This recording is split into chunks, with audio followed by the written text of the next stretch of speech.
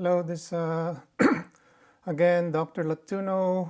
Today we'll be talking about pulmonary tuberculosis, since this is a very common disease in the developing countries. I'm not going to be talking extensively about TB. We'll just concentrate on pulmonary tuberculosis. I'm not going to talk about the extra pulmonary TB. So symptoms of pulmonary TB are coughing out blood, shortness of breath, weakness, fatigue, night sweats, low-grade fever, unintended loss of weight or lack of appetite, and occasionally swollen lymph nodes. The incidence of TB in the Philippines is right now there's like more than 1 million active tuberculosis in the Philippines. Estimated 70 Filipinos die daily from this disease, and 500 out of 100,000 people in the Philippines are affected. To diagnose TB, usually from your symptoms, which I just enumerated, and then you need to send your sputum for acid-fast bacilli, usually ×3. Of course, if they're found there, then that's going to be positive. Chest X-ray, it will show infiltrate or spots in the upper lung segments, and sometimes you'll have a cavitary lesions.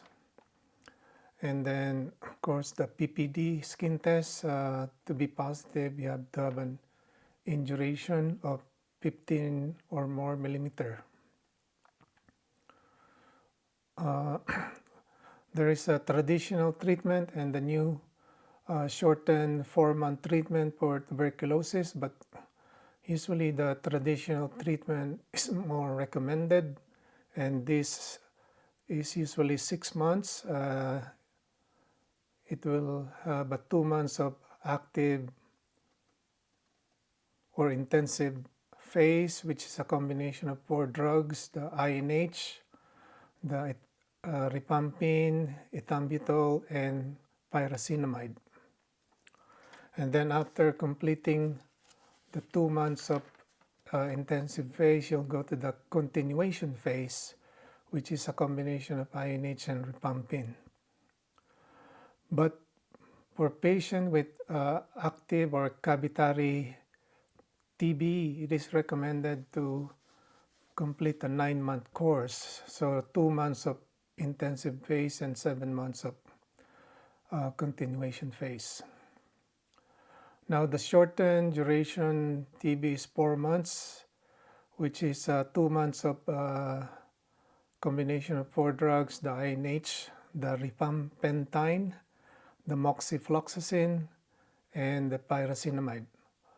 And then after 2 months of these 4 drugs, you go to the 3 combination drugs of INH, moxifloxacin, and rifampin.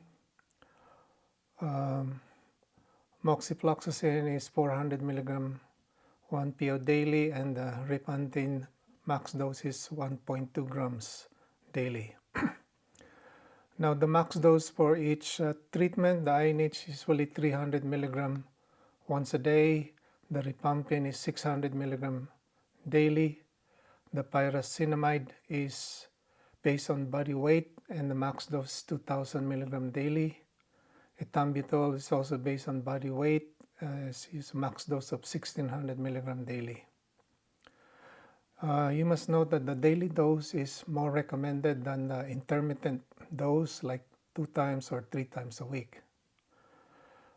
Regarding follow-up of patient with TB, usually you monitor the sputum monthly for AFB until 2 consecutive tests are negative.